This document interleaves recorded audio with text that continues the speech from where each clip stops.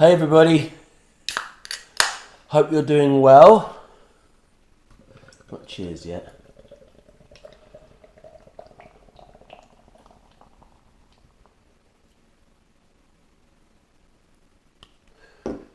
Cheers. Right, so it's Thursday, beginning of April, and I want to do a video talking about whether IS is beneficial when doing birds in flight on the OM-1 using the 300mm f4. This setup here. Now, there's a switch there that switches the lens IS off, and there's also, you can go into the menu and switch it off in there. I just do it off on here, and that automatically switches the IBIS off as well. And for the first sort of 6 months I had the camera, I kept it on, and for 90% of the time that was fine. But I've noticed when photographing small, really fast, difficult birds, notably kingfishers, I am definitely getting more keepers with the IS off. I get a lot of questions on videos, what do I do with the IS? And when I used to use Nikon DSLR a long time ago, and Canon DSLR, I always switched the IS off, the vibration reduction off, when doing birds in flight. But with the advent of mirrorless cameras, for better technology or for whatever reason, a lot of people don't switch it off. They just leave everything as is, and they're still getting great pictures. And I think that is often the case when photographing big, slower birds which have a much more consistent trajectory and flight path. You don't need to switch the IS off. But with small, erratic, fast birds, I think you can get more keepers with it off.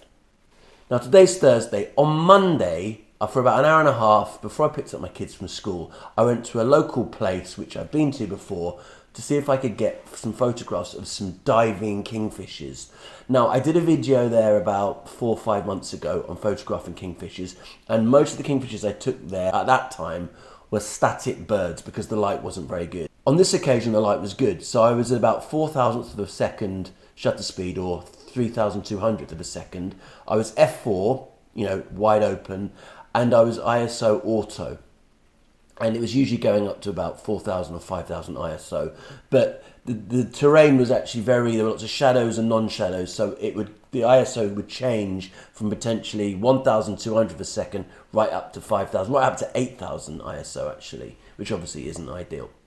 Anyway, on the few occasions that I've actually used the 300mm for kingfishers in flight, and I haven't done it much because I've only had it a few months, I don't know if I switched the IS off, but just recently when doing birds in flight, the last couple of months, when I was doing ducks, which I did a video on a couple of videos back, and towards the end of those duck shots, and especially with the kingfishers as well, I have been switching the IS off, and I'm finding I am getting more keepers. So on Monday afternoon, for about an hour and a half before I picked up my kids, I went to a location near to here to hopefully photograph diving kingfishers, and I got really lucky because there was one male kingfisher that was very obliging, and I could get pretty close, and he dived a few times, and I definitely got the best diving kingfisher shots I've got with my Olympus or OM-1 setup. I got lots of nice shots a year or two ago using my Nikon D500, but as yet I hadn't got the shots I really wanted with my OM-1 setup. And that was the one thing the OM-1 has been amazing for so many things, but I just felt in terms of diving kingfishers, it was lagging behind the D500. But on this occasion, I really did well, and I'm going to keep going out over the next month or two, seeing if I can get some more shots of diving kingfishers. But today, I'm going to share those shots and the settings I used on Monday only. I took a couple of shots when the bird was static on a perch, and I'll include those, but mainly I was taking shots of the bird diving. I got some with it coming out of the water with no fish, some coming out of the water with a fish or with a crab or something, but I was really impressed with that, and so I will share the photos now from that session. So in summary, I would definitely say For diving kingfishers, definitely switch the IS off. I wanted to try it over the winter with diving ospreys, but unfortunately not many ospreys came this last winter to Okinawa, so I couldn't really put it to the test. But for diving kingfishers, 100% keep IS off. I would also recommend using one of these things, which is a dot sight, and basically, I'm not sure if you can see that, but it's got a light. It's got an electric light, a battery-powered light that's in the middle of that. And what you do is you align the middle of this with the middle of your frame in your camera, and that makes the bird a lot easier to track when it flies past really quickly, because on the camera, you're zoomed into 600 millimeters, so you can only see this, whereas the dot sight lets you see the whole scene, but the red dot, the green dot in the middle, you can set red as well, but the green dot in the middle, you've got on the bird. And if that's something you're interested in, put it in the comments and I'll do a specific video about dot sights in the future. Anyway, here are the pictures I took on Monday. Hope you enjoy them. Thanks so much for watching, and take care. And yeah, and please subscribe if you're new here. Take care, cheers.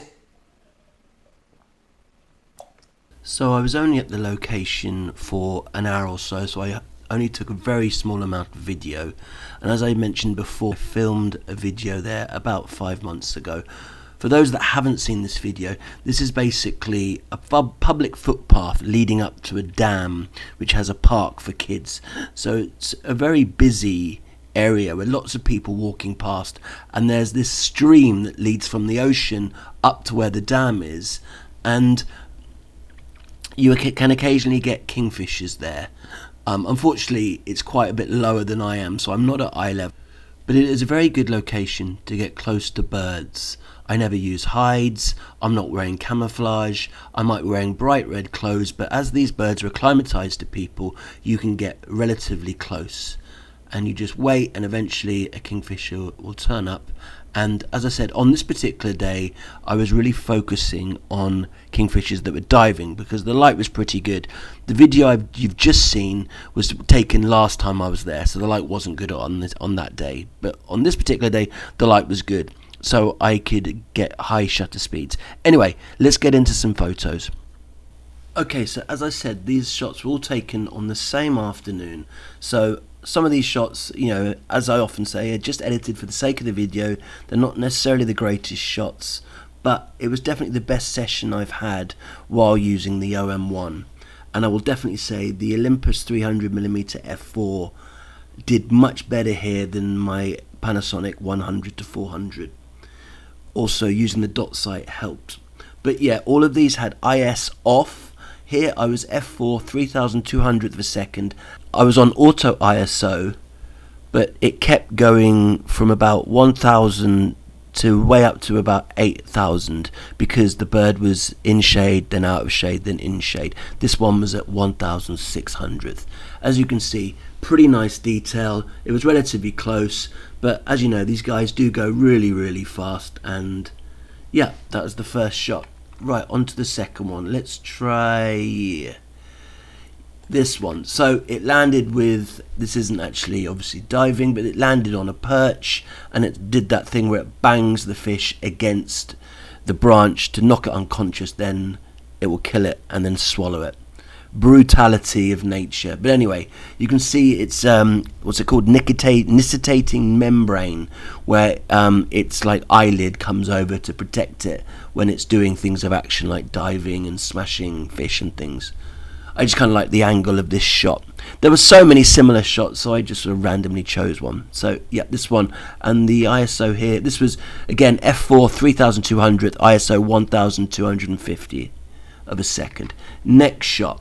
This was my favourite shot from the session. One, because of the action involved. It came out with a small crab, comes straight out of the water, and again, this is where the 50 frames per second of the OM-1 really helps, because I got a lot of shots to choose from. This was at ISO 8000, so I used, what did I use? DxO Pure Raw to help clean it up, and it does an amazing job, really. This was 4000th of a second, f4, ISO 8000, and I just love the the balls of water surrounding it. And I got a couple of other shots in this sequence, but this was the one I liked best. Another one was the wings were up, but I just like this one. But just look at the action of that water. Like this shot a lot. For those who have fallen asleep, I'll speed up a little bit. Okay, so this one it's flying, wings spread, and it's got a little fish in its beak. This was f4, 3,200 per second, ISO 1600, just like the spread wings. Yeah. Here's a couple more similar ones. Two birds just, when it looks like a dart and so fast, flying with a fish. One had a sort of a little fish wrapped around its beak, and the other one had a longer fish not wrapped around its beak. Anyway, these were both, I think, were 3,200 ISO 1,250th and 2,000. Again, another case of murder taking place. I apologise for that. It landed in a rock not far from me. You see its nictitating membrane again being all weird, and it does that when it does any kind of action, exercise, if it's diving, if it's smashing stuff, if it's boxing, anything. Here it's got a little crab, and it's spraying its head all over the place, smashing it against that rock. What a way to go. Anyway, f4, 4,000 per second, ISO 800 again, 8,000 again. I mean, you know, with micro four thirds, ISO 8000 with the XO, it is possible, and that's still relatively sharp. It's cleaned up the details pretty well. Again, not an amazing shot, but not bad. Yeah, just like the action. Poor crab. And the final two shots are when the bird perched quite close to me, and as I said, this is a perch I think another photographer might have stuck into the wall, and I could approach really close. I think I was wearing a red top that day, and it just shows you don't always need a hide and a camouflage to get close to birds that can be acclimatized to people. He had two poses. One was with the back and the beak turning to the left, and then he turned around and I saw his orange belly. I was obviously on manual with really high shutter speed, so I had time to switch it into aperture priority. I dropped the ISO to 200 ISO actually, and I was f4 so these were at shutter speed 200th of a second, f4, but with the amazing IS. This was with IS switched on. I will say that this is IS switch on, and this is where you see the benefits of the amazing OM-1 IS. This is 200th of a second, f4, ISO 200, but it's 600 millimeters equivalent, and I've got shaky hands, and both these shots are pretty sharp.